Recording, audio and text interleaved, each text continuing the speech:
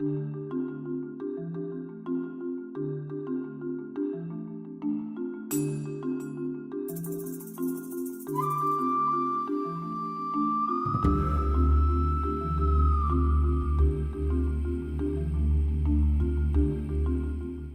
started practicing medications and stuff like that. Obviously, you can't practice with real medications. That would be reckless, wasteful. So I'm going to show you guys today what we got to practice IV medications. We are learning on these. This is a bag of normal saline, and it's actually just tap water, I think. Yeah, it's tap water. And it's made by a company called Demo Dose, who our school gets everything from. And then this is the IV piggyback that we got. This is also normal saline, distilled water or tap water.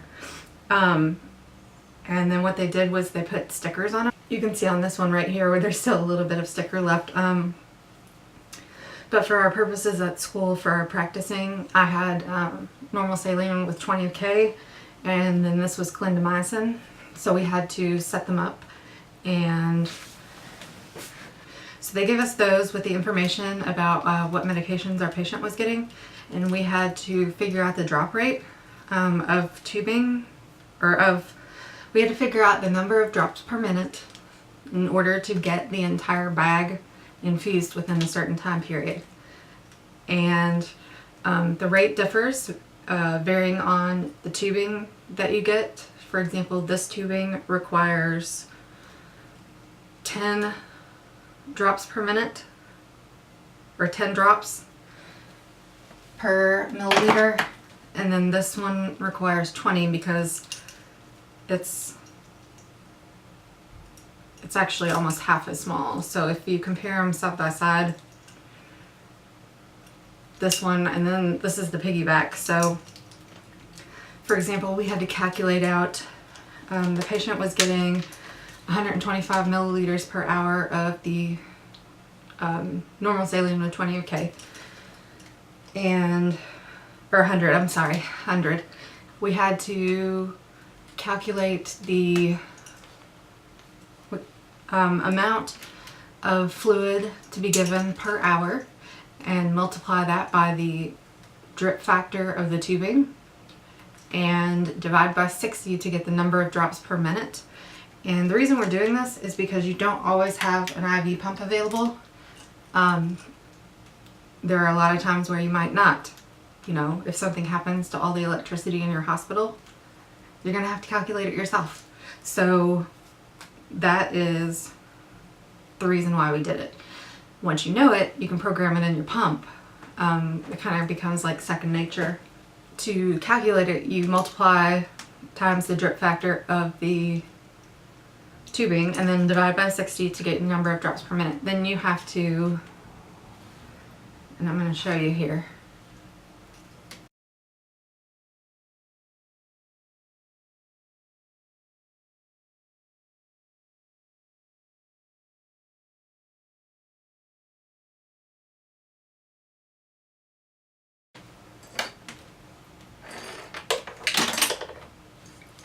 Okay, so I'm going to show you here. You can see my chamber. I'm going to put it over to this side so maybe you can see it a little bit better. In my chamber here, there's a drip getting ready to come down. So that's what we're looking at, the number of those per minute. And to calculate them, we would look at it for 15 seconds to just kind of get a ballpark range on where to move our roller clamp.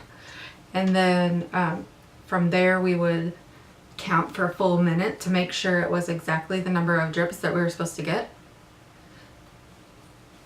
And I'm going to open it if I can. There we go.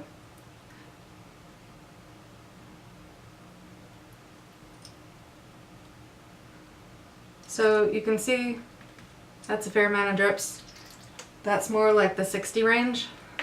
So this was what we did to calculate the number of drips per minute. So when we calculated that, we rounded up to the nearest strip. So if it was 16.7777, rounded up to 17, and we charted that and the IV site that we put it in, and obviously the date and time because it's a medication, but piggybacks were something a little bit different. If you're hanging a piggyback and a bag of fluid at the same time, the piggyback has to be higher than your bag of fluid. So they often come with these little guys to make them be lower. You'll see something like this hanging in the hospital. And the reason is that gravity is responsible for making sure this one goes in first. And once this one goes in, then this one takes over and flushes the rest of the line out. So these were pretty much the same as far as priming the tubing and everything. And priming the tubing, for all of you guys who haven't started nursing school yet or haven't gotten into medications, is where you make sure that the whole tubing is filled with fluid so there's no air in it, because air in the IV line is bad. So we also accidentally learned how to back prime, and back prime is where if I have my fluids hanging and I have this one hanging equally, there's nothing happening. This one won't go in because it's a smaller amount. This is heavier, gravity wise, so this one will go in first because it'll be hanging lower down here. So back priming, we accidentally back primed. Everyone did. We took this one down off the thing, off the IV hook, and once we took it down, all of the air in this line went up through the IV line into this bag up here at the top, and then the bag filled up with the fluid, or the line was replaced with fluid. So, and back priming is actually a thing. We learned how to do it in the clinical setting.